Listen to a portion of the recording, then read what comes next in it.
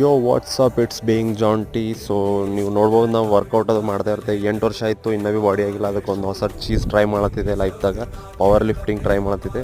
ನಮ್ಮದೊಬ್ಬ new friend ಅನ್ನ ಆಫೀಸ್ದಾಗ. So is a national level power lifter professional.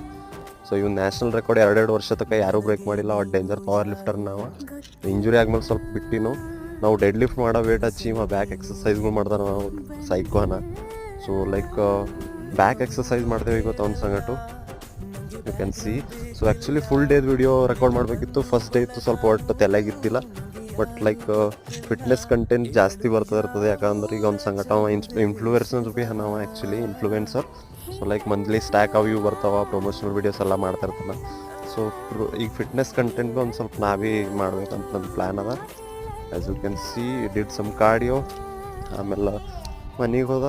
So like see you tomorrow may be.